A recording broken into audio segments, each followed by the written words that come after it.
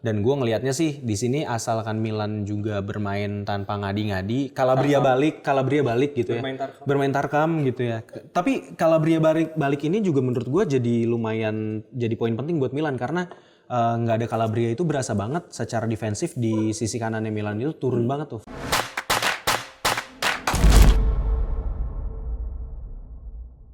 Halo Tifosi, welcome back to Pinball, Opini Football, di mana kita akan bahas sepak bola dunia khususnya Serie A. Dan kali ini kita akan membahas pertandingan tengah pekan, di mana akan ada pertandingan European League ya, di mana tim saya nggak ikutan sebenarnya di sini, ya jadi saya jadi host aja, karena ada tim-tim mereka berdua ini yang bakal bertanding ya. Ini ada Reza, Bang Wise, fans Roma dan Bintang.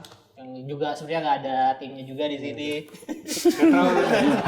Di Eropa bahkan nggak ada ya. Jadi dua pengikut, dua netral ya, dua pengamat. Dua haters. Dan ya masih di episode yang sama karena nggak ada Bara dan Rangga ya, karena mereka lagi ada tugas keluar kota, satu ke Bali, satu ke Malang. Jadi kita ngeteknya berempat aja nih. Nah sebelum kita lanjut ke pembahasan, gue mau ingetin kalian dulu untuk subscribe dan like, share, komen sebanyak-banyaknya channel kita supaya channel Serie A, channel kita yang membahas Serie A semakin banyak ininya ya, networkingnya lah, semakin banyak orang nonton, jadi semakin berkembang. Betul. Dan kita juga sekarang udah ada Saweri ya, jadi untuk teman-teman yang mau ngasih dukungan kalian berupa ya untuk kita jajan atau beli sesuatu, boleh kalian langsung aja di link deskripsi ya. Untuk nominalnya bebas, mau ngasih berapa aja akan sangat kita hargai, akan sangat kita terima kasih. Untuk teman-teman yang udah nyumbang udah banyak, ternyata udah kita bacain di episode kemarin. Nanti di episode selanjutnya kita bakal bacain lagi. Nah langsung aja nih, kita akan bahas pertandingan pertama nih, agak menarik. Pertandingan dua tim agak menarik karena dua-duanya pelatih ini depannya D. Oh iya, De Zerbi sama Daniel De Rossi. Siap. Langsung aja ke pertandingan antara Roma dan Brighton ya. Ini mainnya di kandang Roma dulu. Menurut Bang Wai ini apakah Roma bisa? Karena menurut gue baca Roma ini belum pernah menang 14 kali melawan tim asal Inggris. Terakhir menang tuh 2001 melawan Liverpool. Nah, apakah bakal memutus rangkaian buruknya ketika melawan tim Inggris besok? Ya, itu kan ketika bermain di Inggris dan itu memang benar adanya. Sangat kesulitan, bahkan susah untuk cari menang di Inggris. Nah, ini mainnya di Italia dulu ya? Ya, untuk kali ini kita bermain di Olimpico dulu, yang berharap tuah magisnya Olimpico lagi, karena sejauh ini ketika bermain di Olimpico itu Roma bermain dengan benar-benar 1000% performa yang bagus. Melawan Brighton ini duelnya menarik nih, tadi udah dibilang sama-sama hurufnya D. Dan yang menariknya juga mereka ini berteman, bersahabat. Umurnya beda jauh kan? Umur beda jauh. Karena putri mereka dua-duanya itu bersahabat. Oh, sekolahnya sama di Inggris. Oh, di Inggris. Iya. Kok De Rossi ke Inggris sekolahnya? Ya suka-suka dia. Emang di Italia pendidikannya apa? Ya biar bisa bahasa Inggris mungkin kan. Iya, jadi itu sangat menarik karena terkhususnya di Zerbi ya. 5 atau 6 sebelum 5 atau 7 tahun yang lalu tuh gua sempet pengennya tuh yang menukangin Roma itu di Zerbi ketika dia masih di Sassuolo. Tapi akhirnya Roma ambil Fonseca dan De Zerbinya ke Zenit dan sekarang terbukti. Awalnya nggak ada yang percaya kalau De Zerbi Zenit dulu baru Donetsk ya? Iya. Nggak ada yang percaya kalau De Zerbi itu bagus dan sekarang sudah ada validasi lah ya, udah divalidasi di Premier League juga. Oke, balik lagi ke pertandingan. Ini kalau dari pertandingan masing-masing di liganya masing-masing ini anti klimaks ya. Di mana Roma itu 5 pertandingan terakhir itu selalu belum terkalahkan di liga. Dan kalau untuk Brighton malah dia di 3 pertandingan terakhir tidak menang-menang. Terakhir kemarin dia kalah 3-0 di kandang Fulham di Craven Cottage. Dan untuk pertandingan kali ini mungkin kalau dari segi pemain ya, materi pemain, Roma itu hanya 2 yang cedera, Tammy Abraham dan Karsdorp yang dalam kondisi kebugaran yang kurang baik. Sedangkan di Brighton ini juga ada Mitoma, ada João Pedro dan Solly March. Tapi March dari musim kemarin ya? Dia cedera pokoknya lutut ya. Dia tuh Kalau musim ini belum main sama sekali. Dan yang unik Scholly Mars ini ternyata ulang tahunnya bulan Juli bukan bulan Maret. Oh, tapi namanya Bukan Marga, Bang. Gue kayak gini-gini baca, Bang. Scholly Mars lain 20 Juli umurnya 29 sekarang. 29 berarti 94. Iya, penting-penting gue baca. Ya, tapi Brighton banyak juga yang sudah sembuh dari cedera seperti Adam Lallana, lalu Enciso, Estupinan itu. Estupinan. Ya, pemain-pemain yang menurut gue itu sangat berbahaya. Apalagi De Zerbi di beberapa pertandingan terakhir dia memakai formasi yang kesukaan dari pelatih Roma sebelumnya, Mourinho, 3-4-2-1. Jadi kalah 2 kali dia justru pakai formasi itu. iya, jadi mungkin di sini pemain-pemain Roma harusnya sudah paham ya dengan gaya bermain Brighton yang 3-4-2-1 karena mereka pernah mengalaminya, pernah menjalani masa-masa itu. Harusnya pemain-pemain Roma itu sudah bisa mengantisipasi. Dan poin pentingnya itu adalah ada di key playernya mereka itu Simon Adingra menurut gue. Dan habis juara sama Pate Gading dia orang Pate Gading. Ya, dan di fullbacknya tapi Estupinan dan Tariq Lamptey yang menurut gue itu sangat-sangat ini selain ada Pascal Gropp juga super sub dan Evan Ferguson dan Welbeck mungkin menurut gue yang akan bermain dari awal itu Danny Welbeck. Dia akan lebih mengeksploitasi di antara lubang center back Roma ketika mungkin sudah menit-menit ke 60 mungkin 70 mungkin akan dimasukkan Evan Ferguson. Karena dia sering menjadi super sub tuh di Brighton ya, Evan Ferguson. Si Simon Adingra tuh suka ngasih kredit dia tuh. Adingra. Oh, Adingra. Finance gitu ya. Ya, siap. Gue kira tadi tulisannya Adi Negara. Adingra. Nah, untuk untuk De Zerbi, untuk Roma sama Brighton ini sebenarnya belum bertemu sama sekali. Jadi nggak ada rekornya, nggak ada pertemuan sebelumnya. Tapi De Zerbi ini udah melawan Roma sebanyak 8 kali nih sebagai pelatih tim manapun ya, Benevento, Palermo pernah nggak ya? Gue lupa deh. Palermo, Benevento baru menang sekali kalau nggak salah. Baru menang sekali doang. Nah, menurut Bintang, apakah bisa menjadi kemenangan yang kedua untuk De Zerbi melawan Roma nih? Nah, kalau menurut gua sepertinya akan berat karena selain dia bermain di kota Roma, Brighton ini memang setelah beberapa bulan atau dari akhir musim lalu sampai awal musim ini bermain itu memang mereka menjadi kayak tim kuda hitam dan juga menampilkan permainan atraktif terutama kalau Mitoma bermain ya. Dan sejak kemarin menjelang Piala Asia Mitoma cedera, emang Brighton juga kayak sepadan dengan performa dan kondisi fisik Mitoma gitu. Dengan turunnya Mitoma, Brighton juga turun. Dan kita juga nggak bisa mengesampingkan fakta bahwa Roma belakangan ini bermain dengan luar biasa ya di bawah kepemimpinan DDR. Dan Roma habis menang besar dan selalu menang dengan skor yang besar juga gitu. Gua rasa dengan kondisi Brighton yang banyak pemain cedera, bukan hanya Mitoma, bisa dimanfaatkan sih dengan Roma. Malah jadi kemenangan Roma. Berapa skor? Mungkin skornya mungkin 2-1, 3-1 mungkin. Lu berapa aja? 3-0. 3-0. Clean sheet nih karena Roma sangat jarang clean sheet nih. 3-0. 3-0 clean sheet. Oke, Bang Moy. Ya, mungkin gua agak terlalu Kan gua Reza Roma. ini antara Jumawa sama percaya diri beda tipis nih. Iya. 4-0. 4-1. Wih. Gokil. Jadi ada satunya itu ya karena rekor nggak ada clean sheet Roma ya. Sulit buat clean sheet ya. Tapi ngomong-ngomong clean sheet ini kan sekarang Roma lebih percaya dengan Spillar ya sekarang ya. Ya, Dia Rossi-nya Spillar ya. Apakah ya menurut lu keputusan yang tepat karena mungkin Rui Patricio juga kurang bagus performanya sejauh ini? Mungkin kalau menurut gue pribadi ya itu mungkin karena faktor usia nggak bisa dibohongin juga mungkin ya. Terus juga melihat pertandingan ketika melawan Inter mungkin ya itu Rui Patricio kan karena abis after lawan Inter itu 4 gol Inter itu seharusnya kalau Rui Patricio bisa effort lebih sedikit lagi bisa 3 gol doang lah. Ya jam power ya mungkin gitu dong. Nah itu ketika enggak salah lagi lawan Inter yang 2-2 itu kalau Patricio nggak telat blocking itu bisa lain soal. Karena kan posisi Roma masih menang unggul 2-1 babak pertama kan. Iya, tapi karena itu luntuh semua. Iya, kalau gue sih skornya mungkin menang Roma tetap, cuman kayaknya gue 2-1 aja karena ini kemarin De Zerbi mungkin coba-coba dengan 3 back dan sebenarnya tuh dia lebih suka dengan 4 back. Nah kayaknya kalau misalnya dia balik lagi ke 4 back melawan Roma yang sekarang juga 4 back juga, jadi Tapi sebenarnya itu dia gue lebih sering sih, gue lebih suka kalau Evan Ferguson dulu yang main, baru mungkin di belakangnya ada Welbeck gitu. Jadi itu bisa jadi dua opsi, maksudnya nggak hanya tertuju kepada Ferguson doang penyerangannya. Karena sekarang lewat wing agak susah nih. Iya. Kalau Mitoma yang biasanya ngacak-ngacak lagi nggak ada, mungkin yang digantiin si Adingra itu. Ya. Oke, next kita akan ke pertandingan selanjutnya, tim asal Milan melawan tim asal Praha ya. Ada AC Milan melawan Slavia Praha. Ini juga mainnya di San Siro dulu. Betul. Ini dari pertandingan sebelumnya tuh udah pernah belum sih Slavia Praha lawan AC Milan? Terakhir kapan? Lu ingat gak?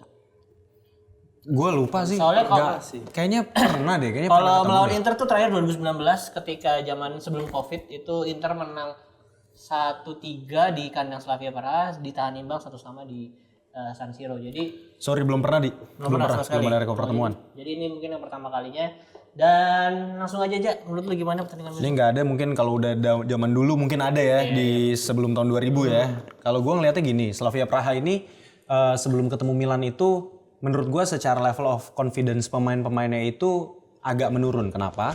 Karena dia itu 2 kali gagal menang. Yang pertama itu kalah lawan derby Sparta Praha. Terus itu di Piala Cekonya dia kalah, habis itu di liganya dia seri gitu ya. Jadi emang menurut gue itu pengaruh sama kepercayaan dirinya.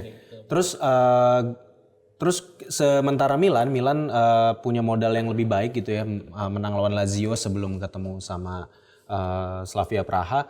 Dan gue ngelihatnya sih di sini asalkan Milan juga bermain tanpa ngadi-ngadi, Calabria balik gitu ya, bermain tarkam gitu ya.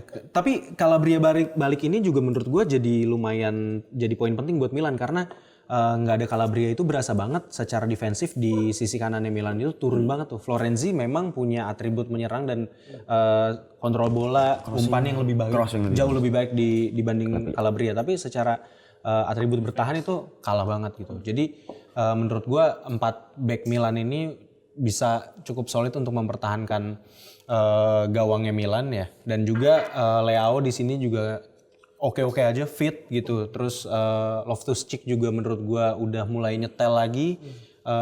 Terus Giroud dan Jovic juga menurut gue nggak ada masalah di lini depan gitu sebagai target man. Dan Pulisic juga fit gitu ya. Dan kemarin lawan Lazio juga cukup baik mainnya dan bisa punya fisikal yang cukup oke gitu. Walaupun ada banyak tackle dan tarik-tarikan dari Guendouzi kemarin. Gue ngelihat nggak ada kesulitan buat Milan menang sih di sini gitu. Dan mainnya di kandang juga dan gue rasa bisa clean sheet juga Milan. Prediksi gue 2-0. 2-0. Nah ini sebelum ke gue mungkin gue mau nanya ke Bang Wai karena Roma ketemu Slavia Praha di grup ya 2 kali saling mengalahkan, menang di kandang masing-masing kan ya? Ya, saling mengalahkan. Menurut lo gimana Slavia Praha? Apakah ada chance untuk mengalahkan Milan di kandang Milan? Oke, Slavia Praha ketika bertemu Roma kemarin itu dia sangat merepotkan ya. Jadi pemain yang notable player kira-kira siapa tuh? aduh gua Lupa namanya, susah ya soalnya. Namanya lupa. Jadi intinya Slavia Praha itu kalau istilahnya jago kandang. Dia tuh kalau bermain di kandang makanya. Iya, gue setuju. Tapi dia kan di Italia mainnya kan. Iya, makanya mungkin ini Milan harus memanfaatkan betul setuju. di leg pertama ini. Karena kalau menurut gua Slavia Praha pasti dia akan menitik beratkan pertahanan di sisi kanan.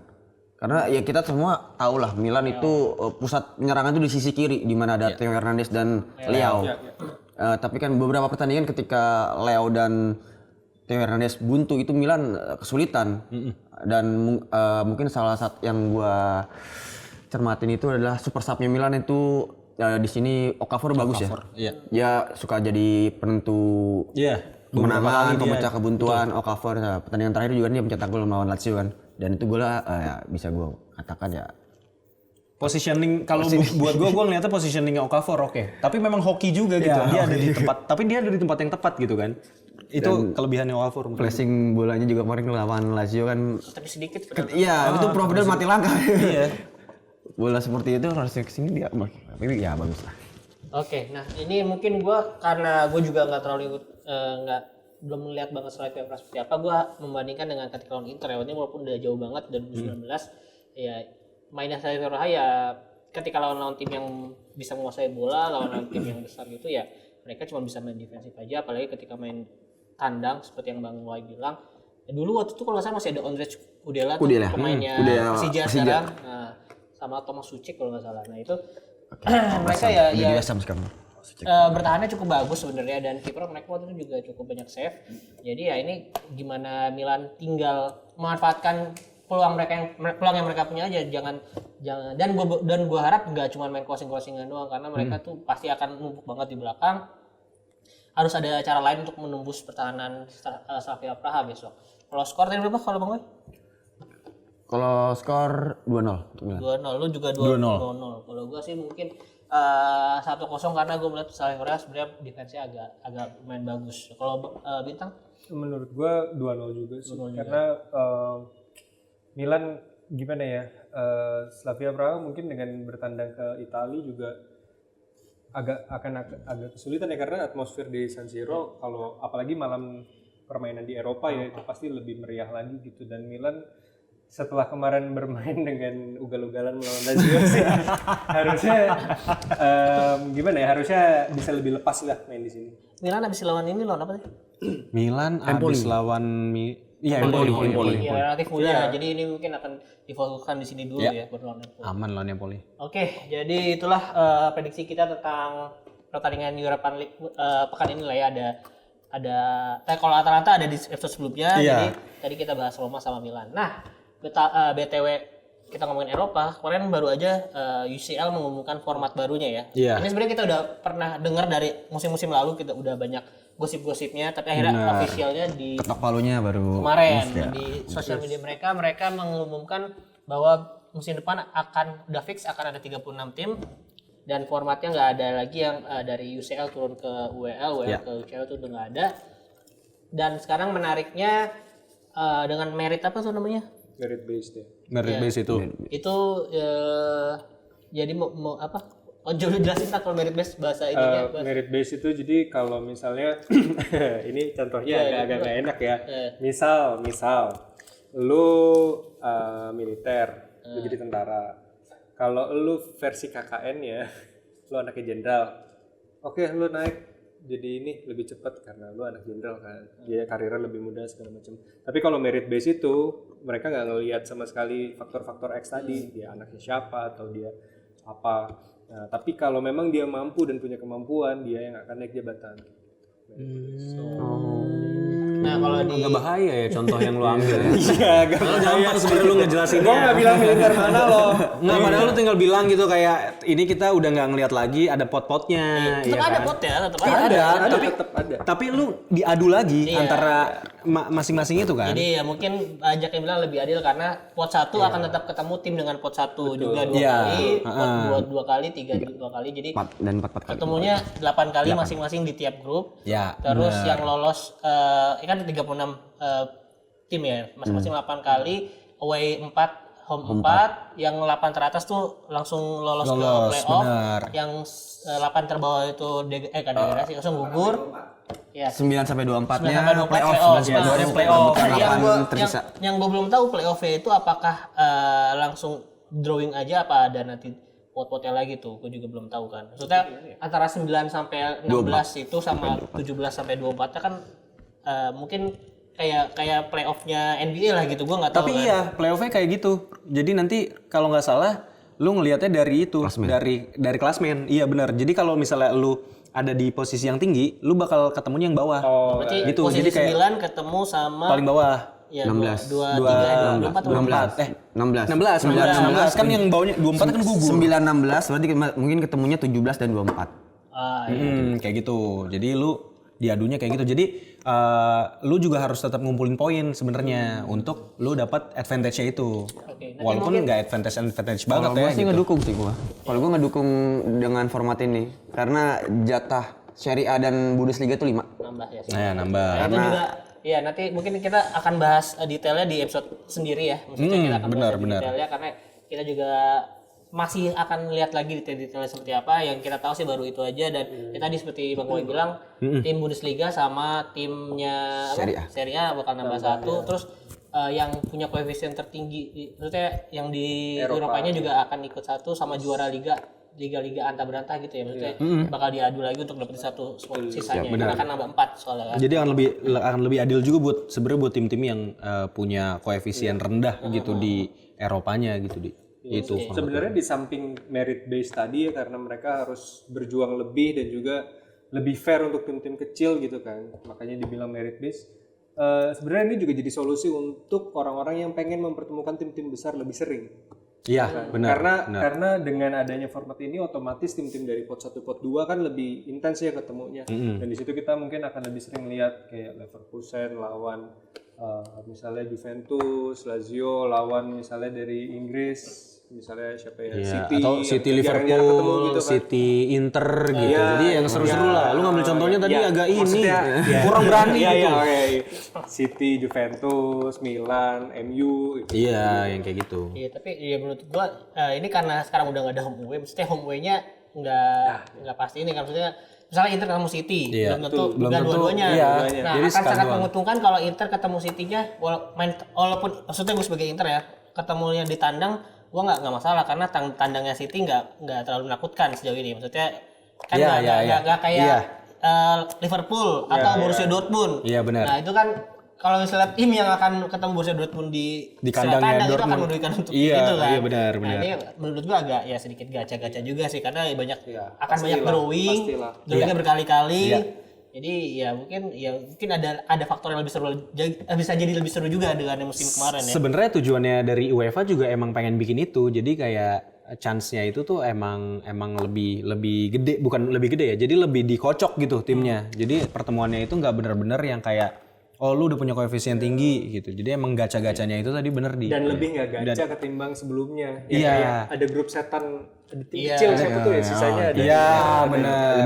Pemerataan sih lah. Pemerataan bener. Jadi nggak ada tim kecil masuk grup neraka gitu. Jadi nah ini tim kecil juga jadi punya kesempatan yang sama gitu untuk bisa ngalahin tim yang setara sama dia atau tim yang ada di bawah dia, misalnya di pot 3 kan kentang nih gitu kan, ada 2 pot lebih tinggi tapi satu doang yang lebih rendah, nah kayak gitu. Meskipun kalau berdasarkan merit base-nya nanti itu pas nanti playoff 9 sampai 24 itu yang akan ada unsur-unsur KKN ya, tanda petik KKN itu mungkin yang ada faktor X-nya. Ya kalau kita sebagai ya ini kan timnya ya kemungkinan besar Roma juga pasti lolos ya karena ada 5 tim. Iya, benar. Ya mungkin Napoli lah yang gampang gitu. Napoli akan tersingkirkan. Nah, cuman kalau jadi Roma capek banget ya. Capek-capek perjuangin koefisien Serie A masa nggak masuk champion ya kan. Iya benar. Apalagi sekarang udah nggak ada turun kasta ya kan karena ini berita buruk untuk Sevilla sebenarnya di Sevilla. Iya, karena Sevilla tapi benar bagus buat Roma karena gue masih trauma sama Sevilla ya kan. Dia buangan dari UCL di final ngelawannya Roma yang peserta asli yang menang buangan UCL. Emang habitatnya di situ. Sevilla nggak bisa lagi tuh bikin gara-gara. Ya tapi kita lihat ke depannya akan ada apa lagi. Menurut gua sih ini menurut gua akan lebih seru dengan format yang sebelumnya karena ya kita juga UCL udah berapa kali ganti format juga kan, kita pernah bahas. Benar. Itu ya ini kayaknya tiap ada format baru sebenarnya ya pasti intinya tujuan mereka akan lebih ya juara baru setelah 10 tahun 13 tahun deh. Terakhir 2010 soalnya juara baru. Oh. Enggak, tapi ini fun fact-nya gini, Bang. Portonya Mourinho waktu itu bisa juara itu gara-gara format baru UCL. Jadi kan di 2003 itu terakhir tuh yang Milan juara. Yang sistem grup itu ya? Habis itu jadi sistem grup itu. Yang 16 besarnya masih grup itu, yang grup yang 4-4 lagi itu kan. Iya, benar. Jadi kan ada format yang kita kenal sekarang itu sebenarnya itu di 2004. Ya waktu itu Porto yang menang gitu kan. Habis itu ya sekarang di 2024 iya ya 2024 nanti mainnya kan. Selang 20 tahun berarti. Selang 20 tahun nah itu akan ada format baru lagi. Berarti juara baru. Juara barunya berarti Bismillah itu Roma. Sheriff. Bismillah Roma. Bismillah Roma. Oke, jadi itulah menurut kita ini mungkin kita ngomong positifnya dulu karena pasti ada negatif juga. Ya, Salah satunya lebih banyak pertandingan bakal bikin main capek juga kan karena nambah 2 pertandingan. Iya benar. Itu nanti di episode spesial lah karena kita bahas. Karena sebenarnya ini udah pernah kita bahas juga gitu kan di Optis ada, tapi memang waktu itu belum matang karena emang belum ada berita ketok palunya nih fixnya. Nah, sekarang udah mulai ada, tapi kita akan crafting lagi untuk jadi episode khusus nantinya. Kita baca-baca dulu di ya banyak sumber lah pokoknya. Betul, Biar kita betul. lebih ngerti lagi. Nah, menurut kalian Prativasi gimana untuk ya pertama preview dulu pertandingan dua tim tadi, apakah bisa membawa Italia lebih jauh, tim-tim Italia lebih jauh, dan kedua ya kalian komen juga tentang format UCL, UEL, WCL yang baru. WCL tetap 6 pertandingan. WCL kalau tetap. nggak salah. Nah, ini kalian boleh tulis komen di bawah, dan jangan lupa juga untuk ya link Sawerenya juga kalian klik setelah mau kasih berapa. Dan thank you juga untuk kalian yang udah nonton episode kali ini. Nyalain loncengnya biar kalian gak ketinggalan episode baru dari kita. Jangan lupa juga follow Instagram dan TikTok pinsport.com untuk dapetin berita olahraga terupdate. Gua Aldi, Rangga, Bang Wahyu. Reja. Rangga lagi di Bali, masih di Bali. Bara lagi di Malang, dan Bintang pamit. See you on another episode. Bye bye. Bye bye. Thank you.